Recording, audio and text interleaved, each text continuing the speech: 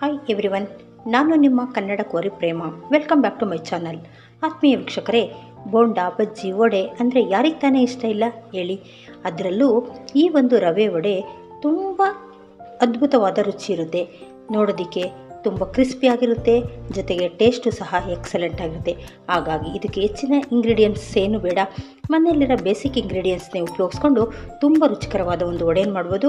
ಬನ್ನಿ, ಈ ವಡೆಗೆ ಯಾವ್ಯಾವ ಇಂಗ್ರೀಡಿಯೆಂಟ್ಸ್ನ ಉಪಯೋಗಿಸ್ತಾ ಇದ್ದೀನಿ, ಯಾವ ರೀತಿ ಮಾಡೋದು ಅಂತ ನೋಡ್ತಾ ಹೋಗೋಣ. ನಿಮ್ಮೆಲ್ಲರಿಗೂ ಈ ರೆಸಿಪಿ ಇಷ್ಟ ಆಗಿದೆ ಸಬ್ಸ್ಕ್ರೈಬ್ ಮಾಡೋದನ್ನ ಮರಿಬೇಡಿ. ಈ ರವೆ ವಡೆ ಮಾಡೋದಕ್ಕೆ ನಾನು ಯಾವ ಇಂಗ್ರೀಡಿಯೆಂಟ್ಸ್ನ ಉಪಯೋಗಿಸ್ತಾ ಇದ್ದೀನಿ ಅಂದರೆ, ಮೊದಲಿಗೆ 1 ಕಪ್ಪಷ್ಟು ರವೆ. ಈ ರವೆ ಬಾಂಬೆ ರವೆ, ಉಪ್ಪಿಟ್ಟು ಮಾಡ್ತೀವಲ್ಲ ಅದು ಮೀಡಿಯಮ್ ಸೈಜು. ಚಿರೋಟಿ ರವೆ ತೊಗೊಳ್ಬೇಡಿ, ಅದು ತೊಗೊಂಡ್ರೆ ಚೆನ್ನಾಗಾಗಲ್ಲ. 1 ಕಪ್ನಷ್ಟು ಬಾಂಬೆ ರವೆ, 2 ಮೀಡಿಯಮ್ ಸೈಜಿನ ಈರುಳ್ಳಿ, ಅರ್ಧ ಇಂಚಿನಷ್ಟು ಶುಂಠಿ, 3 ರಿಂದ 4 ಹಸಿಮೆಣಸಿನ್ಕಾಯಿ, ಸ್ವಲ್ಪ ಕರಿಬೇವು, ಸ್ವಲ್ಪ ಕೊತ್ತಂಬರಿ, 1 ಸ್ಪೂನಷ್ಟು ಜೀರಿಗೆ, ಸ್ವಲ್ಪ ಎಣ್ಣೆ, ಸ್ವಲ್ಪ ತುಪ್ಪ, ರುಚಿಗೆ ತಕ್ಕಷ್ಟು ಉಪ್ಪು. ಈಗ ಇದನ್ನು ಮಾಡುವಂತಹ ವಿಧಾನ, ಯಾವ ವಿಧಾನದಲ್ಲಿ ಇದನ್ನು ಮಾಡೋದು ಅಂತ ನೋಡೋಣ. ಮೊದಲಿಗೆ ನಾವು ಈರುಳ್ಳಿಯನ್ನು ಯಾವ ರೀತಿಯಾಗಿ ಕಟ್ ಮಾಡ್ಕೊಳ್ಬೇಕಂದ್ರೆ, ನೋಡಿ ಈ ರೀತಿ ಮೀಡಿಯಮ್ ಸೈಜಲ್ಲಿ ಕಟ್ ಮಾಡಬೇಕು.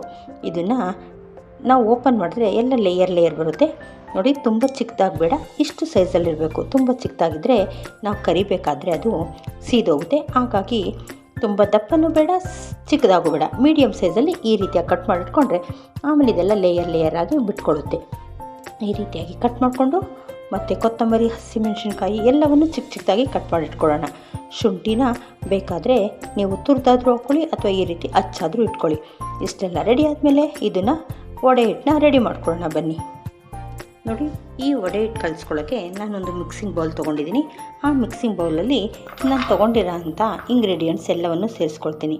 ಈರುಳ್ಳಿ, ಶುಂಠಿ, ಹಸಿಮೆಣಸಿನ್ಕಾಯಿ, ಕೊತ್ತಂಬರಿ, ಕರಿಬೇವು ಇಷ್ಟನ್ನು ಒಮ್ಮೆಲೆ ಸೇರಿಸ್ಕೊಳ್ಳೋಣ. ಇದೆಲ್ಲವೂ ಸೇರಿಸ್ಕೊಂಡಾದ್ಮೇಲೆ ಈಗ ನಾವು ಸ್ವಲ್ಪ ಉಪ್ಪನ್ನು ಹಾಕ್ಕೊಳ್ಳೋಣ. ಏಕೆ ಅಂತಂದರೆ ಆಮೇಲೆ ನಾವು ರವೆ ಎಷ್ಟು ಹಾಕೋತೀವೋ ನೋಡ್ಕೊಂಡು ಅದಕ್ಕೆ ಅನುಗುಣವಾಗಿ ಉಪ್ಪು ಹಾಕ್ಕೋಬೇಕಾಗುತ್ತೆ. ಈಗ ಈರುಳ್ಳಿಗೆ ಸ್ವಲ್ಪ ಮಿಕ್ಸ್ ಮಾಡಬೇಕಾದ್ರೆ ಉಪ್ಪು ಹಾಕ್ಕೊಂಡ್ರೆ ಆ ಉಪ್ಪೆಲ್ಲ ಈರುಳ್ಳಿ ಜೊತೆ ಸೇರಿಕೊಂಡ್ರೆ ಈರುಳ್ಳಿ ನೀರೆಲ್ಲ ಈಚೆಗೆ ಹೊಡ್ಕೊಳ್ಳುತ್ತೆ. ಹಾಗಾಗಿ ಸ್ವಲ್ಪ ಉಪ್ಪನ್ನು ಸೇರಿಸ್ಕೊಂಡು ಇದನ್ನು ಈರುಳ್ಳಿ ಪೀಸ್ ಆಗೋರು ಈ ರೀತಿ ಕೈಯಿಂದ ಸ್ಮ್ಯಾಶ್ ಮಾಡಿ. ನೋಡಿ, ಈರುಳ್ಳಿ ಎಲ್ಲ ಈ ರೀತಿ ಲೇಯರ್ ಆಗಿ ಬರಬೇಕು. ಆ ರೀತಿ ಆಗ ಈರುಳ್ಳಿ ನೀರಿನ ಅಂಶ ಕೂಡ ಉಪ್ಪಿನ ಜೊತೆ ಸೇರಿಕೊಂಡು ಈಚೆ ಬರುತ್ತೆ. ಹಾಗಾಗಿ ನಾವು ಆಮೇಲೆ ರವೆಯನ್ನು ಸೇರಿಸ್ಕೊಳ್ಳೋಣ. ನೋಡಿ, ಈ ರೀತಿಯಾಗಿ ಒಮ್ಮೆ ಚೆನ್ನಾಗೆಲ್ಲ ಮಿಕ್ಸ್ ಮಾಡಿಕೊಂಡ್ರೆ ಈರುಳ್ಳಿ ನೀರೆಲ್ಲ ಹೊಡ್ಕೊಳ್ಳುತ್ತೆ. ನೋಡಿ, ಈಗೆಲ್ಲ ಲೇಯರ್ ಆಗಿದೆ. ಈಗ ನಾವು ಉಳಿದಿರೋ ಪದಾರ್ಥಗಳನ್ನ ಸೇರಿಸ್ಕೊಳ್ಳೋಣ. ನೋಡಿ, ಈರುಳ್ಳಿ ನೀರು ಬಿಟ್ಟರೆ ನಮಗೆ ರವೆಗೆ ಎಷ್ಟು ನೆಕ್ಸ್ಟು ನಾವು ಮೊಸರು ಸೇರಿಸ್ಕೊಳ್ಬೇಕು ಅಂತ ಗೊತ್ತಾಗುತ್ತೆ. ಹಾಗಾಗಿ ಈರುಳ್ಳಿಯನ್ನು ಚೆನ್ನಾಗಿ ನಾವು ಓಪನ್ ಆಗೋವರೆಗೂ ನಾವು ಈ ರೀತಿಯಾಗಿ ರೆಡಿ ಮಾಡ್ಕೊಳ್ಬೇಕಾಗುತ್ತೆ. ನೋಡಿ, ಪ್ರತಿಯೊಂದು ಈರುಳ್ಳಿನೂ ಲೇಯರ್ ಆಗಿ ಓಪನ್ ಆಗಿದೆ. ನೋಡಿ, ಈಗ ನಾನು ತೊಗೊಂಡಿರೋಂಥ 1 ಕಪ್ಪಷ್ಟು ರವೆಯನ್ನು ಇದಕ್ಕೆ ಸೇರಿಸ್ಕೊತಾ ಇದ್ದೀನಿ. ರವೆಯನ್ನು ಸೇರಿಸಾದ್ಮೇಲೆ ಇದಕ್ಕೆ 1 ಸ್ಪೂನ್ ತುಪ್ಪವನ್ನು ಹಾಕ್ಕೊಳ್ತೀನಿ. ಯಾಕೆಂದರೆ ತುಪ್ಪ ಹಾಕೋದ್ರಿಂದ ಈ ವಡೆ ಕ್ರಿಸ್ಪಿಯಾಗಿ ಬರುತ್ತೆ. ಒಂದು ವೇಳೆ ನಿಮ್ಮಲ್ಲಿ ತುಪ್ಪ ಇಲ್ಲ ಅಂದರೆ ಏನೂ ತೊಂದರೆ ಇಲ್ಲ, ಎಣ್ಣೆಯನ್ನೇ ಸೇರಿಸ್ಕೊಳ್ಬೋದು. ನಾನು 2 ಸೇರಿಸ್ತಾ ಇದ್ದೀನಿ. 1 ಸ್ಪೂನ್ ತುಪ್ಪ ಜೊತೆಗೆ 2 ರಿಂದ 3 ಸ್ಪೂನಷ್ಟು ಎಣ್ಣೆಯನ್ನು ಮಿಕ್ಸ್ ಮಾಡ್ಕೊಂಡು ಹಿಟ್ಟನ್ನು ಕಲಿಸ್ಕೊಳ್ಳೋಣ. ನೋಡಿ, ನಾನು ಇಷ್ಟು 3 ಸ್ಪೂನಷ್ಟು ಎಣ್ಣೆಯನ್ನು ಬಿಸಿ ಮಾಡ್ಕೊಂಡಿದ್ದೀನಿ. ಆ ಎಣ್ಣೆಯನ್ನು ಸಹ ಈಗ ಇದ್ರ ಜೊತೆ ಸೇರಿಸ್ಕೊಳ್ಳೋಣ. ಈಗ ಸ್ಪೂನ್ ಸಹಾಯದಿಂದ ಇದನ್ನು ಚೆನ್ನಾಗಿ ಮಿಕ್ಸ್ ಮಾಡ್ಕೊಳ್ಳೋಣ. ಏಕೆಂದರೆ ಸ್ವಲ್ಪ ಎಣ್ಣೆ ಹಾಕಿರೋದ್ರಿಂದ ಬಿಸಿ ಇರುತ್ತೆ. ಹಾಗಾಗಿ ಈ ರವೆ ಜೊತೆ ಇದೆಲ್ಲ ಮಿಕ್ಸ್ ಆಗಬೇಕು. ಆಗ ಚೆನ್ನಾಗೆಲ್ಲವನ್ನು ಒಂದು ರೌಂಡು ಮಿಕ್ಸ್ ಕೊಡಿ. ಈ ಎಣ್ಣೆ ಮತ್ತು ತುಪ್ಪ ಹಾಕೋದ್ರಿಂದ ತುಂಬ ಕ್ರಿಸ್ಪಿಯಾಗಿ ಬರುತ್ತೆ ವಡೆ. ಅದಕ್ಕೋಸ್ಕರ ತುಪ್ಪ ಇಲ್ಲಾಂದರೆ ಬರೀ ಎಣ್ಣೆಯಿಂದನೇ ನೀವು ಈ ರೀತಿ ಸಾಟಿ ಕೊಟ್ಕೋಬೋದು. ನೋಡಿ, ಈಗ ಎಲ್ಲವೂ ಚೆನ್ನಾಗಿ ಮಿಕ್ಸ್ ಆಗಿದೆ. ಆಲ್ರೆಡಿ ಹಿಟ್ಟಲ್ಲಿ ನೋಡಿರಿ ತೇವಾಂಶ ಇದೆ. ಏಕೆಂದರೆ ಈರುಳ್ಳಿನಲ್ಲಿ ನೀರು ಬಿಟ್ಟಿತ್ತಲ್ವ, ಈ ರವೆ ಇದರಲ್ಲಿ ಹಾಕಿದ ತಕ್ಷಣ ಅರ್ಧ ಎಲ್ಲ ತೇವಾಂಶ ಇದ್ರ ಜೊತೆ ಸೇರಿಕೊಂಡಿದೆ. ಹಾಗಾಗಿ ನಾವು ಈ ಒಂದು ಹಿಟ್ಟನ್ನು ನೀರು ಹಾಕಿ ಕಲಿಸ್ಬಾರ್ದು, ಬರೀ ಮೊಸರಲ್ಲೇ ಕಲಿಸ್ಬೇಕು. ಹಾಗಾಗಿ ಈಗ ಇದಕ್ಕೆ ಎಷ್ಟು ಮೊಸರು ಹಿಡಿಯುತ್ತೋ ಅಷ್ಟು ಮಾತ್ರ ಹಾಕ್ಕೊಳ್ಳೋಣ. ಇದಕ್ಕೇನು ಅಳತೆ ಏನಿಲ್ಲ. ನಾವು ರೊಟ್ಟಿ ಹಿಟ್ಟಿನ ಹದದಲ್ಲಿ ನಾವು ಹಿಟ್ಟನ್ನು ಕಲಿಸ್ಕೋಬೇಕು. ಆಗಲೇ ನಾನು ಈರುಳ್ಳಿಗೆ ಆಗೋಷ್ಟು ಮಾತ್ರ ಉಪ್ಪು ಹಾಕಿದ್ದೆ. ಈಗ ಇನ್ನು ಸ್ವಲ್ಪ ಉಪ್ಪನ್ನು ಸೇರಿಸ್ಕೊಳ್ಳೋಣ. ನೀವು ನೋಡಿಕೊಂಡು ಉಪ್ಪನ್ನು ಸೇರಿಸ್ಕೊಳ್ಳಿ. ಉಪ್ಪು ಹಾಕಿದಾದಮೇಲೆ ಈಗ ಹೆಚ್ಚು ಮೊಸರು ಒಂದೇ ಸಾರಿ ಹಾಕಬೇಡಿ, ಸ್ವಲ್ಪ ಸ್ವಲ್ಪ ಮೊಸರು ಹಾಕ್ಕೊಳ್ಳಿ. ಏಕೆಂದರೆ ಹಿಟ್ಟು ತೆಳುವಾಗಬಾರ್ದು, ಕರೆಕ್ಟ್ ಹದದಲ್ಲಿ ಕಲಿಸ್ಬೇಕಾಗುತ್ತೆ. ಹಾಗಾಗಿ ಸ್ವಲ್ಪ ಸ್ವಲ್ಪ ಮೊಸರು ಹಾಕ್ತಾ ಈ ರೀತಿ ಮಿಕ್ಸ್ ಮಾಡಿ ಕೈಯಿಂದ ಉಂಡೆ ಕಟ್ ನೋಡಿ. ಅದು ಉಂಡೆಗೆ ಬರಬೇಕು, ರೊಟ್ಟಿ ಥರ ತಟ್ಟಬೇಕು. ಆ ಹದದಲ್ಲಿದ್ದರೆ ಸಾಕಾಗುತ್ತೆ. ನೋಡಿ, ಈಗಾಗಲೇ ಆಲ್ರೆಡಿ ಸಾಕಾಗಿದೆ. ಆದರೆ ನಾನು ಇನ್ನೊಂದು ಸ್ಪೂನಷ್ಟು ಬೇಕಾದರೆ ಸೇರಿಸ್ಕೊಳ್ಳೋಣ. ನೋಡಿ, ಇದ್ರ ಜೊತೆಗೆ ನಾನು ಇನ್ನೊಂದು ಸ್ಪೂನಷ್ಟು ಸೇರಿಸಿ ಕಲಿಸ್ತೀನಿ. ನೋಡ್ತಾ ಇದ್ದೀರಲ್ಲ, ಈ ಹದದಲ್ಲಿದ್ದರೆ ಸಾಕು. ಸೇಮ್ ರೊಟ್ಟಿ ಹಿಟ್ಟಿಯಾಗಿ ಕಲಿಸ್ತೀವಲ್ವ, ಆ ಕನ್ಸಿಸ್ಟೆನ್ಸಿ ಕಲಸಿಟ್ಕೊಳ್ಳೋಣ. ನೋಡಿರಿ, ಈಗ ಕಲಸಿದ ಮೇಲೆ ನಾವು ಈ ರೀತಿ ಉಂಡೆ ಕಟ್ಬಿಟ್ಟು ನೋಡಬೇಕು. ನೋಡಿ, ಈ ಉಂಡೆ ಬಂತು ಅಂದರೆ ಸಾಕು. ಈಗ ಇದನ್ನೆಲ್ಲ ಮಿಕ್ಸ್ ಮಾಡಿದ್ದಾದಮೇಲೆ ನಾವು ತಕ್ಷಣವೇ ವಡೆ ಹಾಕಬಾರ್ದು. ಒಂದು 15ರಿಂದ 20 ನಿಮಿಷ ರೆಸ್ಟ್ ಮಾಡೋದಕ್ಕೆ ಬಿಡಬೇಕು. ಈಗಲೇ ತಕ್ಷಣವೇ ನಾವೇನಾದರೂ ವಡೆ ಮಾಡಿದ್ರೆ ಇದು ಹೆಚ್ಚು ಎಣ್ಣೆನ ಹೀರ್ಕೊಳ್ಳುತ್ತೆ. ಹಾಗಾಗಿ ಇದನ್ನು ಮುಚ್ಚಿಡೋಣ. ಒಂದು 15ರಿಂದ 20 ನಿಮಿಷ ಆದಮೇಲೆ ನಾವು ವಡೆಗಳನ್ನ ಮಾಡ್ಕೊಳ್ಳೋಣ.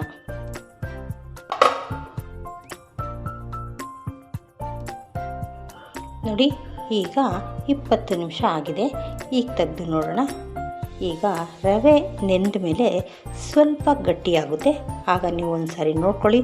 ಒಂದು ವೇಳೆ ಏನಾದರೂ ಈ ರೀತಿ ತಟ್ಟೋದಕ್ಕೆ ಕಷ್ಟ ಆದರೆ ಇನ್ನು 1ರಿಂದ 2 ಸ್ಪೂನಷ್ಟು ಮೊಸರನ್ನ ಸೇರಿಸ್ಕೊಳ್ರಿ. ಜಾಸ್ತಿ ಏನು ಸೇರಿಸ್ಬೇಕಾಗಿರಲ್ಲ. ಒಂದು ಸಾರಿ ಚೆಕ್ ಮಾಡ್ಕೊಳ್ರಿ. ಏಕೆಂದರೆ ನಾವು ವಡೆ ತಟ್ಟೋದಕ್ಕೆ ತುಂಬ ಗಟ್ಟಿ ಇದ್ರೂ ಕಷ್ಟ ಆಗುತ್ತೆ. ಇದು ಇನ್ನು 1 ಸ್ಪೂನಷ್ಟು ಏನಾದರೂ ಹಾಕ್ಕೊಳ್ಬೇಕಾಗುತ್ತೆ. ನಾನು ಅಷ್ಟನ್ನು ಮಾತ್ರ ಸೇರಿಸ್ಕೊತೀನಿ. ಸಾಕಾಗುತ್ತೆ. ಈಗ ಮತ್ತೊಮ್ಮೆ ಎಲ್ಲ ಮಿಕ್ಸ್ ಮಾಡಿಕೊಂಡು ವಡೆಗಳನ್ನ ತಟ್ತಾ ಹೋಗೋಣ. ನೋಡಿ, ಅಷ್ಟಾದರೆ ಸಾಕಾಗುತ್ತೆ. ಮತ್ತೊಮ್ಮೆ ಮಿಕ್ಸ್ ಮಾಡಿ. ಈಗ ಒಳ್ಳೆ ಹದದಲ್ಲಿ ಬರುತ್ತೆ. ನೋಡಿ, ಈಗ ಕಲಿಸ್ಕೊಂಡಾದ್ಮೇಲೆ ನಮಗೆ ಯಾವ ಸೈಜಲ್ಲಿ ಬೇಕೋ ಆ ಸೈಜಲ್ಲಿ ಉಂಡೆಗಳನ್ನ ಮಾಡ್ಕೊಳ್ಳೋಣ. ಮಿನಿಮಮ್ ಈ ಸೈಜ್ ಸಾಕಾಗುತ್ತೆ. ನೋಡಿ, ಅಕಸ್ಮಾತ್ ನೀವು ಇನ್ನೂ ಚಿಕ್ಕದಾಗಿ ಮಾಡ್ಕೊಳ್ಬೋದು. ನಾನು ಸ್ವಲ್ಪ ದೊಡ್ಡದಾಗೆ ಹೋಟೆಲ್ ರೀತಿಯಲ್ಲಿ ಮಾಡ್ತಾಯಿದ್ದೀನಿ. ಇಷ್ಟು ಉಂಡೆ ಮಾಡಿಟ್ಕೊಳ್ಳಿ. ಈಗ ಇದನ್ನು ಬಟರ್ ಪೇಪರ್ ಮೇಲಾದರೂ ನೀವು ತಟ್ಕೋಬೋದು, ಅಥವಾ ನೀವು ಪ್ಲಾಸ್ಟಿಕ್ ಕವರ್ ಯಾವುದ್ರ ಮೇಲಾದರೂ ತಟ್ಟಿ. ನಾನು ಈ ಬಟರ್ ಪೇಪರ್ ಮೇಲೆ ಸ್ವಲ್ಪ ಎಣ್ಣೆ ಹಚ್ಕೊಂಡು ತಟ್ತೀನಿ. ನೋಡಿ, ಇದನ್ನು ಈ ರೀತಿಯಾಗಿ ತಟ್ತಾ ಬನ್ನಿ. ಸ್ವಲ್ಪ ಅಗಲವಾಗಿ ತಟ್ಟಿದ್ರೆ ಸೇಮ್ ಹೋಟೆಲ್ಗಳಲ್ಲಿ ತಿಂತೀವಲ್ವ, ಆ ರೀತಿಯಾಗಿ ಇರುತ್ತೆ. ನಿಮಗೆ ಯಾವ ಸೈಜಲ್ಲಿ ಬೇಕೋ ಆ ಸೈಜಲ್ಲಿ ತೊಗೊಳ್ಳಿ. ತುಂಬ ತೆಳುವಾಗಿ ತಟ್ಟಬೇಡಿ, ಏಕೆಂದರೆ ತೆಳುವಾಗಿ ತಟ್ಟಿದ್ರೆ ಸೀದೋಗುತ್ತೆ. ಇದು ಸೈಡಲ್ಲಿ ಕ್ರಿಸ್ಪಿಯಾಗಿರಬೇಕು, ಮಧ್ಯದಲ್ಲಿ ಸ್ವಲ್ಪ ದಪ್ಪ ಇರಬೇಕು. ಆ ರೀತಿಯಾಗಿ ತಟ್ಟಿ ಸೈಡಲ್ಲಿ ಸ್ವಲ್ಪ ತೆಳುವಾಗಿ ತೊಟ್ಕೊಳ್ಳಿ, ಮಧ್ಯ ದಪ್ಪ ಇರಲಿ. ಒಳಗಡೆ ಮೃದುವಾಗಿರಬೇಕು, ಸೈಡ್ ಎಡ್ಜಸ್ ಎಲ್ಲ ಕ್ರಿಸ್ಪಿಯಾಗಿರಬೇಕು. ನೋಡಿ, ಈ ಸೈಜ್ ತಟ್ಟಿದ್ರೆ ಸಾಕಾಗುತ್ತೆ. ನೋಡಿ, ನಾನು ಆಲ್ರೆಡಿ ಎಣ್ಣೆ ಕಾಯ್ದಕ್ಕೆ ಇಟ್ಕೊಂಡಿದ್ದೀನಿ. ಎಣ್ಣೆ ಕಾಯ್ತಿದೆ. ಈಗ ನಿಧಾನವಾಗಿ ನಾವು ತೊಟ್ಟಿರೋಂತಹ ವಡೆಗಳನ್ನ ಇದರಲ್ಲಿ ಹಾಕ್ಕೊಳ್ತಾ ಹೋಗೋಣ.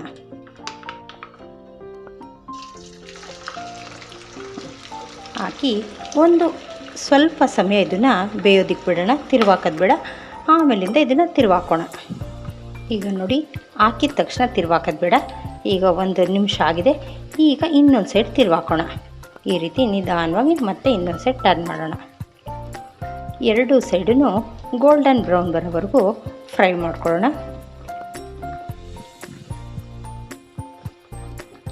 ನೋಡಿ, ಇಷ್ಟು ಗೋಲ್ಡನ್ ಬ್ರೌನ್ ಬಂದರೆ ಸಾಕಾಗುತ್ತೆ. 2 ಕಡೆನೂ ನೀಟಾಗಿ ಫ್ರೈ ಆಗಿದೆ. ಈಗ ನಾವು ತೆಗೆದಿಟ್ಕೊಳ್ಳೋಣ. ಬಿಸಿನಲ್ಲಿ ಇದು ಮತ್ತಷ್ಟು ಬ್ರೌನ್ ಆಗುತ್ತೆ. ನೋಡ್ತಾ ಇದ್ದೀರಲ್ಲ, ಈ ಕಲರ್ ಬಂದರೆ ಸಾಕು. ನೋಡಿ, ಎಷ್ಟು ಕಲರ್ ಚೆನ್ನಾಗಿ ಬಂದಿದೆ. ಈ ಕನ್ಸಿಸ್ಟೆನ್ಸಿ ಸಾಕಾಗುತ್ತೆ. ಈಗ ಇದನ್ನು ತೆಗೆದಿಟ್ಕೊಂಡು ಇದೇ ರೀತಿ ಮತ್ತಿನ್ನೊಂದನ್ನು ಹಾಕೋಣ.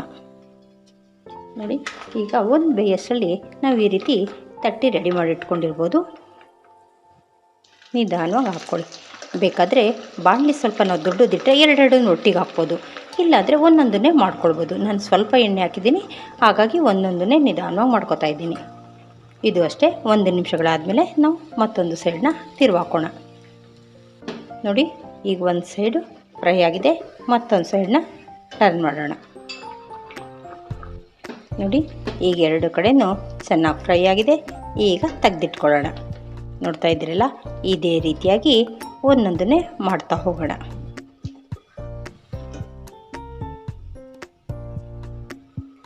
ನೋಡ್ತಾ ಇದ್ದೀರಲ್ಲ, ರುಚಿಕರವಾದ ರವಾ ವಡೆ ಸವಿಯಲು ಸಿದ್ಧವಾಗಿದೆ.